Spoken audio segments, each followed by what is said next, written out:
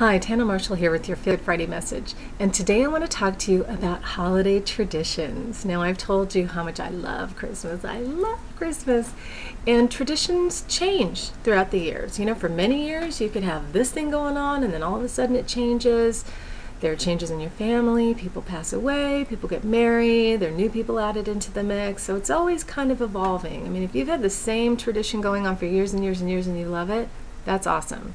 But I know with me and my family, it's constantly changing, but it's always something new and exciting and interesting. And even if it's not something I love, I make the best of it and try to make it into something that I love. And you know, when I was little, my grandparents were a huge part of Christmas, and we had our own little intimate family thing here. And then as I got older and my grandparents were gone, we would go to my Aunt Tana's house for either Thanksgiving or Christmas, and I loved it. She has this beautiful house and this beautiful dining room, and she's obviously the woman I was named after. I just adore her. She's classy and elegant and wonderful, and I loved her. And she and I would always get drunk on White Zinfandel together. I loved it. It was awesome. And my favorite night of the year has always been Christmas Eve, because there is this excitement in the air. There's this excited anticipation, and I don't know if it's left over from when we were kids and we were waiting for Santa. Maybe we're picking up on that vibe from all the millions of kids around the world who are waiting for Santa. I don't know, but there's just a magic in the air on Christmas Eve, and it's always my favorite night. So it's really important to me what I do on Christmas Eve. Christmas Day too, but there's just something about Christmas Eve. And my husband and I have always had really special romantic Christmas Eves together, and that's evolved over the years too. We used to just kind of do our own thing in the early days, and then once I started taking care of my mom, I had to bring her into the equation too. She likes to go to church for Christmas Eve services, and when it wasn't as easy for her to go by herself, I would take her. And I always took her to the early service so I could go and have my romantic dinner with Brad, and it worked out perfectly.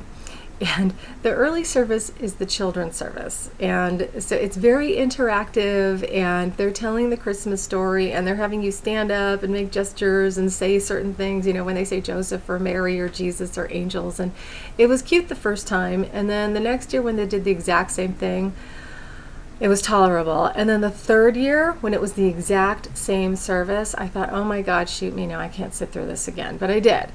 And I thought, next year, I'm not sitting through this. We will rearrange our evening to accommodate Mom. We took her to dinner with us. We went to the later service, which has the choir and the candlelight, and it's so beautiful. And we brought her home, and I put her to bed, and she had no idea it was Christmas. And you know, I always want to do nice things for my mom and make her happy. But when it's something like that, I'm very practical. Like if she doesn't know what's going on, I'm going to do what makes me happy because I know what's going on. This is my favorite night of the year. And that just set me off. And I was a sobbing, crying mess with Bailey's in one hand and Kleenex in the other. Like, so my husband didn't know what to do with me. And I finally calmed down, and we had our little romantic evening at his place and opened our gifts. And, you know, we like to slow dance in front of the Christmas tree to Christmas songs and all this. So we always have a really lovely evening, and I kind of wasted part of it having a meltdown. And unfortunately, the next day, I woke up so sick. And this was not hangover sick. This was like flu sick brought on just by all these emotions. And so unfortunately, I spent the day by myself, sick, in front of the TV watching an elf marathon. I was sick. I couldn't be with my family. So that was that Christmas.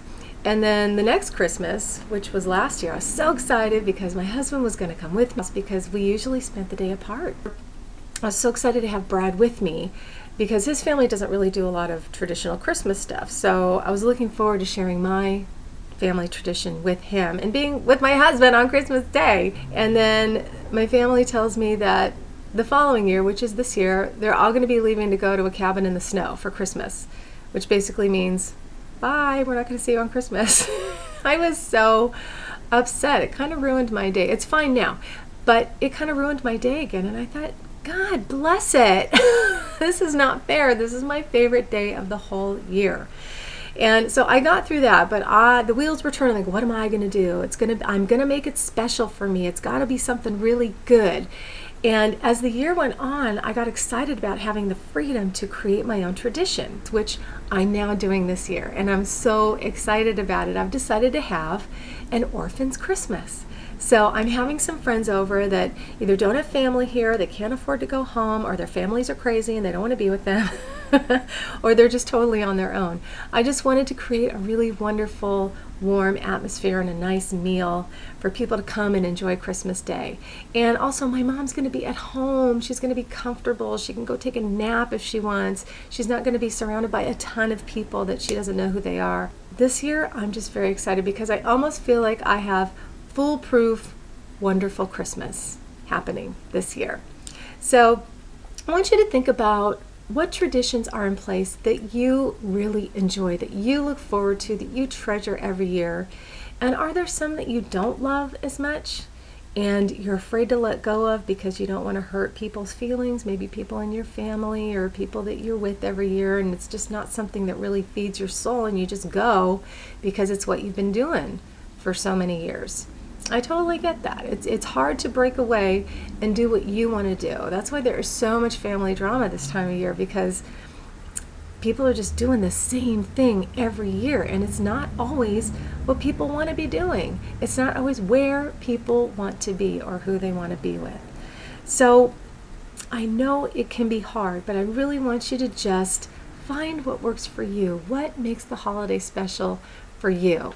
And if you're kind of trapped in a routine that you don't love, a tradition that's been going on forever that's going to just cause way too much drama to break away from, maybe you could just create your own little tradition, something that's just for you. Maybe something that is on Christmas Eve, or something small on Christmas Day, maybe before or after you're with everybody else. Something that makes you feel joyful and makes the day more meaningful for you. Because that's what it's all about. It is about being with people that you love.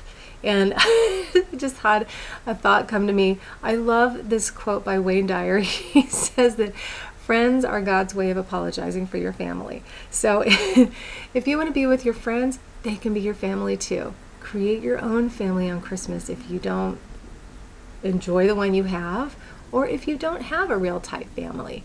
It can be whatever you want it to be. Pizza for Christmas dinner can be your new tradition. It doesn't really matter. I'm sure you get the vibe of what I'm saying.